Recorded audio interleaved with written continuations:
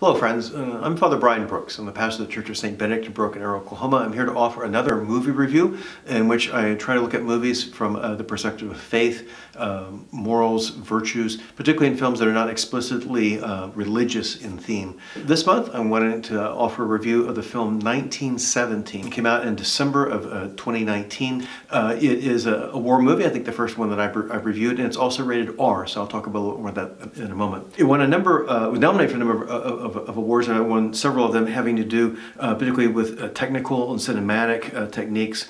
It's filmed, interestingly, like it was all one continual shot. So the effect of viewing it is that it's like it takes you into the action in a way that I think, at least for me, was unique and was highly effective. The story is set in the First World War on the Western Front in 1917. It covers a 24-hour period. The director of the film is the Englishman Sam Mendes. It turns out that Sam Mendes and I have something in common. We both had grandfathers that were in the First World War. In his case, it was his paternal grandfather, Alfred Mendes, who was in the British Army, and in my case, it was my maternal grandfather, Rudolf Engerman, who was in the German Army. Both of those men actually had a great deal in common. Both of them were teenagers when they were at war. They were on the Western Front at different times, different places.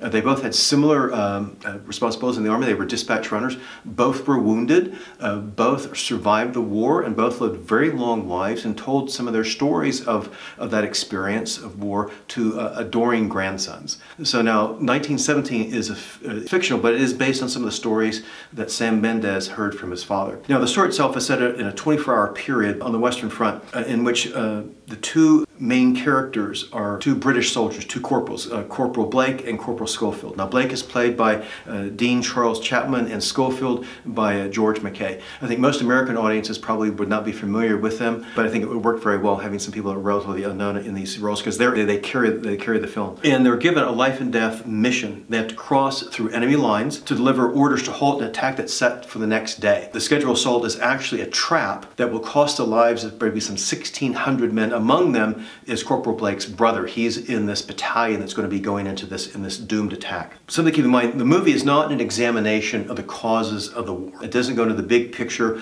Instead, it gives you the view of the war from the eye level. There's violence, but it's not on the level of a Saving Private Ryan type war movie. You see more in a lot of ways, the aftermath of combat. You see devastated villages, blasted landscapes, oceans of mud, rotting corpses.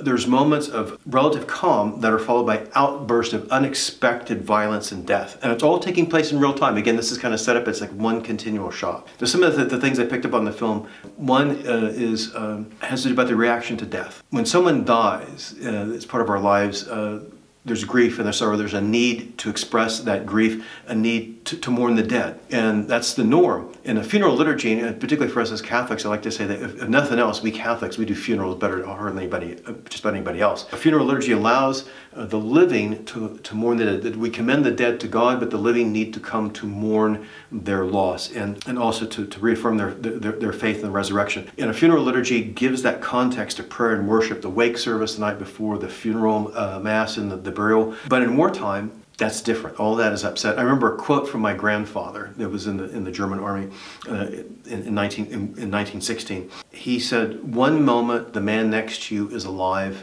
and the next minute he's not." It's brutally simple as that. Death is sudden and seemingly random. There's that same grief, that same loss, but there's not the opportunity to express that grief. There's no opportunity to mourn or even to bury the dead. That has to wait. The importance of the mission, what's going on at that moment, takes precedence over that. And that is expressed well in this film. Now, an underlying theme that I picked up on, and one of the things to look out for, is hope.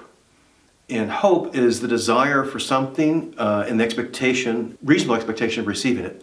From a Christian understanding, hope is one of the theological virtues, along with faith and charity, or sometimes referred to as love. And the three of these virtues direct us towards God, whom we are to commit our entire life to. But the question comes up, where do you find hope? Where do you maintain hope in a hopeless situation, such as what's going on in this film, in the trench warfare of the First World War? In this odyssey to complete the mission, Blake and Schofield, they encounter people who have lost hope. They encounter soldiers who have lost hope. They've encountered others who are clinging on to hope. And Schofield at one point is told directly that hope is a dangerous thing. because the only way this war, he's told, is going to end is with the last man standing. It's a hopeless attitude.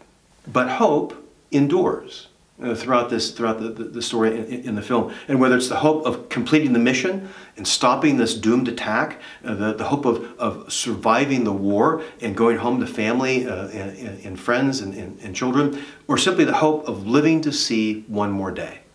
Now, the film 1917 expresses hope in a way that, at least for me, caught me off guard. There's a scene in which we have a soldier that is serenading his comrades right before they go into an attack. And it's a Christian hymn. And the lyrics are about a longing, a desire to be reunited with family. That hope of being reunited, whether in this life or to be reunited again in heaven. Now, I have to tell you a couple of things directly. This is not a family film. I cannot recommend this for younger viewers. This is not a movie you want to sit around and watch with your younger children. It's rated R for a reason, because of the violence. There is some strong profanity. And you'll also see, again, the devastations of realistic depictions, the devastation of combat. But also to remind you that we live in a broken world. This movie runs for about just under 2 hours. It's available on DVD, but also on Amazon Prime, Hulu as well. A suggestion I have for you is that if you've really got the time, to make it a double feature with another movie that came out in 2018, the documentary They Shall Not Grow Old, directed by Peter Jackson of the Lord of the Rings fame. And what he did, he took film footage from the First World War, he colorized it, corrected the frame rate, and added sound effects to give a modern audience a view of the war that shaped the world in which we live in now. So both of these films, 1917 and They Shall Not Grow Old, will be kind of two good companion pieces to watch together.